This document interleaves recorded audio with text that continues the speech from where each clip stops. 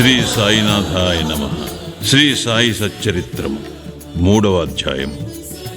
సాయిబాబా అనుమతి, వాగ్దానము, భక్తులకు బాబా నియమించిన పనులు, బాబా కథలు, సముద్ర మధ్యమున దీపస్తంభము, బాబా ప్రేమ, రోహిలా కథ, అమృతతుల్యములైన బాబా పలుకులు, సాయిబాబా యొక్క అనుమతియు వాగ్దానము. వెనుకటి అధ్యాయములో వర్ణించిన ప్రకారము శ్రీ సాయి సచ్చరిత్ర వ్రాయుటకు బాబా పూర్తి అనుమతిని సొంగుచు ఇట్లు నుడివిరి. సచ్చరిత్ర వ్రాయు విషయములో నా పూర్తి సమ్మతి కలదు. నీ పనిని నీవు నిర్వర్తించుము, భయపడకుము, మనస్సు నిలకడగా ఉంచుము, నా మాటల యందు విశ్వాసం ఉంచుము. నా లీలలు రాసినచు అవిద్య అంతరించిపోవును. శ్రద్ధాభక్తులతో వానిని వినిన వారికి ప్రపంచమందు వ్యామోహము క్షీణించును. బలమైన ప్రేమభక్తి కెరటములు లేచును. ఎవరైతే నా లీలలలో మునిగెదరో వారికి జ్ఞానరత్నములు లభించును. ఇది విని రచయిత మిక్కిలి సంతోషించెను. వెంటనే నిర్భయుండయ్యను. కార్యము జయప్రదముగా సాగునను ధైర్యము కలిగెను. అటుపైన శ్యామా వైపు తిరిగి బాబా ఇట్లనెను. ప్రేమతో నా నామము ఉచ్చరించిన వారి కోరికలన్నీ నెరవేర్చెదను. వారి భక్తిని హెచ్చించెదను. వారినన్ని దిశలయందు కాపాడెదను. ఎవరైతే మనఃపూర్వకముగా నాపై పూర్తిగా ఆధారపడి ఉన్నారో వారి కథలు వినునప్పుడు అమితానందమును పొందెదరు. నా లీలలను గానము చేయు వారి గంతులేని ఆనందమును, శాశ్వతమైన తృప్తిని ఇచ్చెదనని నమ్ముము. ఎవరైతే నన్ను శరణు వేడెదరో, భక్తి విశ్వాసములతో నన్ను పూజించెదరో, నన్నే స్మరించెదరో, నా రూపమును తమ మనస్సును నిలుపుకునెదరో వారిని దుఃఖబంధముల నుండి తప్పింతును. ప్రాపంచిక విషయములన్నిటినీ మరచి నా నామమునే జపించుచు, నా పూజనే సల్పుచు, నా లీలలను చరిత్రమును మననము చేయుచు ఎల్లప్పుడూ నన్ను జ్ఞప్తియందుంచుకుని వారు ప్రపంచ విషయములందెట్లు తగులుకుందురు. వారిని మరణము నుండి బయటకు లాగెదను. నా కథలు వినినచో సకల రోగములు నివారింపబడును. కావున భక్తి శ్రద్ధలతో నా కథలను విను. వానిని మనమున నిలుపుము. ఆనందమునకు, తృప్తికి ఇదియే మార్గము. నా భక్తుల యొక్క గర్వాహంకారములు నిష్క్రమించును. నా లీలలు వినువారికి శాంతి కలుగును. మనఃపూర్వకమైన నమ్మకము గలవారికి శుద్ధ చైతన్యముతో తాదాత్మ్యము కలుగును. సాయి సాయి అను నామమును జ్ఞప్తియందుంచుకున్నంత మాత్రమున చెడు పలుకుట వలన, వినుట వలన కలుగు పాపములు తొలగిపోవును. భక్తులకు వేర్వేరు పనులు నియమించుట. భగవంతుడు వేర్వేరు భక్తులను వేర్వేరు పనులకు నియమించును. కొందరు దేవాలయములు, మఠములు, తీర్థములలో నది ఒడ్డున మెట్లు మొదలగునవి నిర్మించుటకు నియమితులగుదురు. భగవంతుని లీలలను పాడుటకు కొందరు నియుక్తులగుదురు. కొందరు తీర్థయాత్రలకు పోవుదురు. సచ్చరిత్ర రచన నాకు నియమింపబడినది. విషయజ్ఞానము శూన్యమగుటచే ఈ పని నా అర్హతకు మించినది. అయినచో ఇంత కఠినమైన పని నేనెందుకు ఆమోదించవలను? సాయిబాబా జీవిత చరిత్రను వర్ణించగలవారెవ్వరు? సాయి యొక్క కరుణయే ఇంత కఠిన కార్యమును నెరవేర్చు శక్తిని నాకు ప్రసాదించినది. నేను చేత కలము పట్టుకొనగానే సాయిబాబా నా అహంకారమును పరిహరించి వారి కథలను వారే వ్రాసికొనిది. కనుక ఈ గ్రంథమును రచించిన గౌరవము సాయిబాబాకే చెందుతుంది, కాని నాకు కాదు. బ్రాహ్మణుడనై పుట్టినప్పటికీ శృతి, స్మృతి అను 2 కళ్ళు లేకుండుటచే సాయి సచ్చరిత్రను నేను వ్రాయలేకుంటుని. కాని భగవంతుని అనుగ్రహము మూగవానిని మాట్లాడినట్లు చేయును, కుంటివానిని పర్వతము దాటునట్లు చేయును. తన ఇచ్ఛానుసారము పనులు నెరవేర్చుకుని చాతుర్యము ఆ భగవంతునికే కలదు. హార్మోనియమునకు గాని వేణువునకు గాని ధ్వనులు ఎట్లు వచ్చుచున్నవో తెలియదు. అది వాయించువానికే తెలియను. చంద్రకాంతము ద్రవించుట, సముద్రము పొంగుట వాని వల్ల జరగవు. అది చంద్రోదయం వల్ల జరుగును. బాబా కథలు దీపస్తంభములు. సముద్ర మధ్యమందు దీపస్తంభములుండును. పడవలపై పోవారు ఆ వెలుతురుతో రాళ్ళు, రప్పల వల్ల కలుగు హానులను తప్పించుకొని సురక్షితముగా ప్రయాణింతురు. ప్రపంచమను మహాసముద్రములో బాబా కథలను దీపములు దారిచూపును. అవి అమృతము కంటే తియ్యగా నుండి ప్రపంచయాత్ర చేయు మార్గమును సులభముగను సుగమముగను చేయును. యోగీశ్వరుల కథలు పవిత్రములు.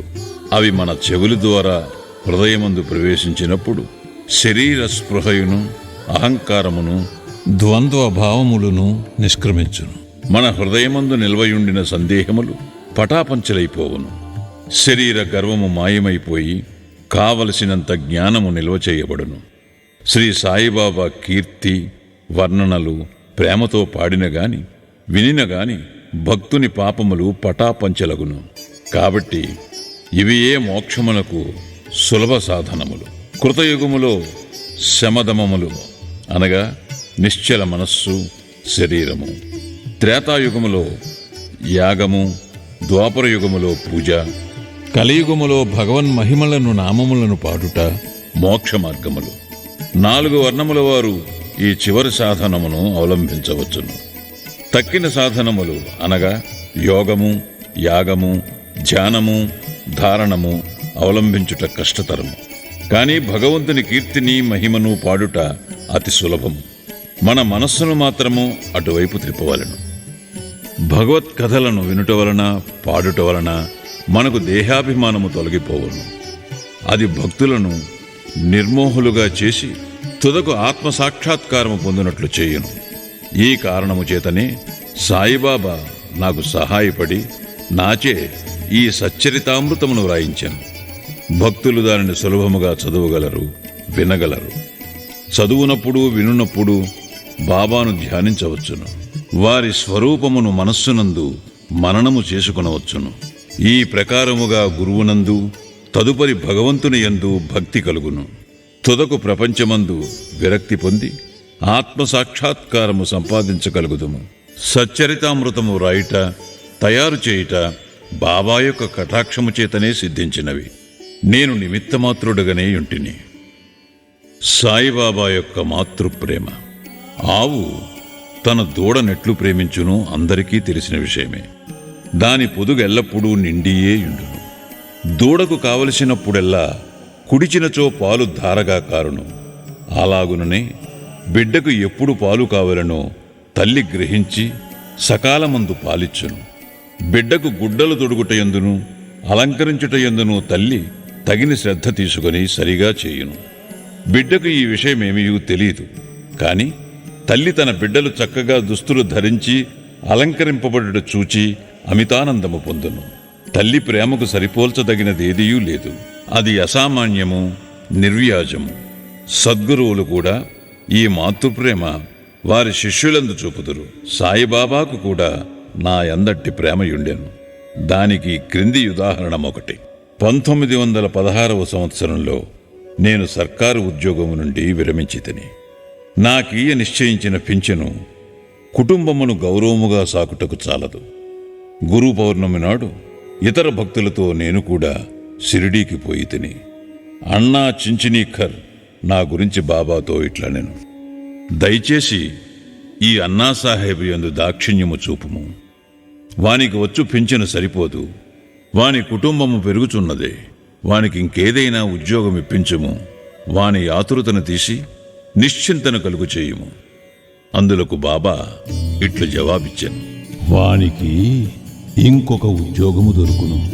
కాని వాడిప్పుడు నా సేవతో తృప్తి పడవలను. వాని భోజన పాత్రలు ఎప్పుడూ పూర్ణముగానే ఉండును. అవి ఎన్నటికీ నిండుకొను. వాని దృష్టినంతటినీ నా వైపు త్రిప్పవలను. నాస్తికుల దుర్మార్గుల సహవాసమును విడువవలను. అందరి ఎడల అణుకువ నమ్రతలో ఉండవలను. నన్ను హృదయపూర్వకముగా పూజించవలను. వాడిట్లు చేసినచో శాశ్వతానందం పొందును. నన్ను పూజింపుడను దానిలోనే ఈ నన్ను అనగా ఎవరు అను ప్రశ్నకు సమాధానము ఈ గ్రంథము యొక్క ఉపోద్ఘాతములో సాయిబాబా ఎవరు అను శీర్షిక క్రింద చెప్పిన దానిలో విశదీకరింపబడి ఉన్నది. చూడుడు. రోహిలా కథ. రోహిలా కథ విన్నచో బాబా ప్రేమ ఎట్టిదో బోధపడను. పొడుగాటివాడును, పొడుగైన చొక్కా తొడిగినవాడును, బలవంతుడునగు రోహిలాయుకుడు బాబా కీర్తి విని ఆకర్షితుడై షిరిడీలో స్థిర నివాసము ఏర్పరచుకొనెను. రాత్రింబగళ్ళు ఖురానులోని కల్మాను చదువుచూ అల్లాహో అక్బర్ అని ఆబోతు రంకె వేయునట్లు బిగ్గరగా నరుచుచుండెను. అందువలన పగలంతయూ పొలములో కష్టపడి పనిచేసి ఇంటికి వచ్చిన షిరిడీ ప్రజలకు రాత్రి నిద్రాభంగమును అసౌకర్యమును కలుగుచుండెను. కొన్నాళ్ల వరకు వారు దీనిని ఓర్చుకునిరి. తుదకు ఆ బాధను ఓర్వలేక బాబా వద్దకేగి రోహిలా అరుపులు ఆపమని బ్రతిమాలిరి. బాబా వారి ఫిర్యాదును వినకపోవటయే కాక వారిపై కోపించి వారి పనులు వారు చూచుకొనవలసినదే కాని రోహిలా జోలికి పోవద్దని మందలించిరి.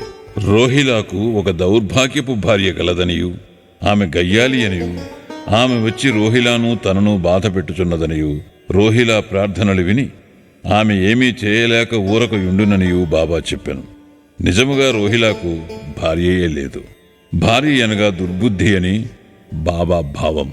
బాబాకు అన్నిటికంటే దైవ ప్రార్థనలయందు మిక్కుటమగు ప్రేమ.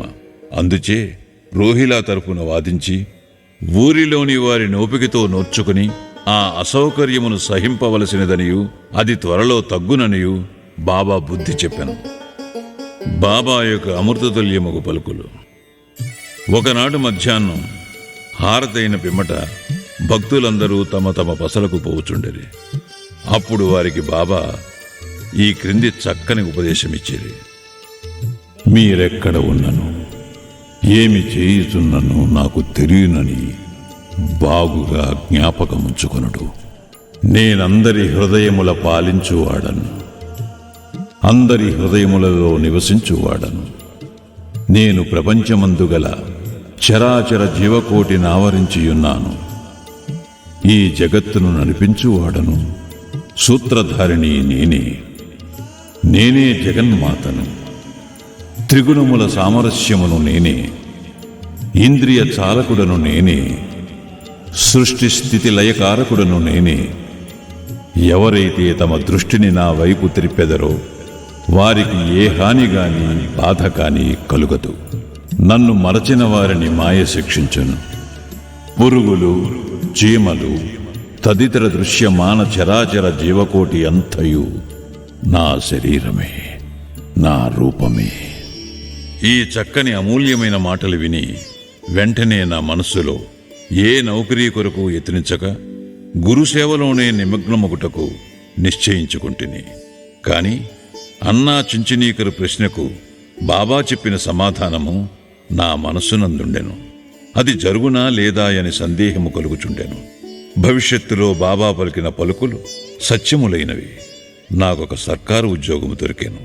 కాని అది కొద్ది కాలము వరకే. అటు పిమ్మటి వేరే పని ఏదియూ చేయక శ్రీ సాయి సేవకు నా జీవితమంతయు సమర్పించి తిని. ఈ అధ్యాయమును ముగించబోవు ముందు చదువరులకు నేను చెప్పేదేమనగా, బద్ధకము, నిద్ర, చంచల మనస్సు, దేహాభిమానము మొదలగు వాణిని విడిచి వారు తమ యావత్తు దృష్టిని సాయిబాబా కథల వైపు త్రిప్పవలను. వారి ప్రేమ సహజముగా నుండవలను. వారు భక్తి యొక్క రహస్యమును తెలుసుకుందురుగాక. ఇతర మార్గమును అవలంబించి అనవసరముగా అలసిపోవద్దు. అందరూ ఒకే మార్గమును త్రొక్కుదురుగాక, అనగా శ్రీ సాయి కథలను విందురుగాక.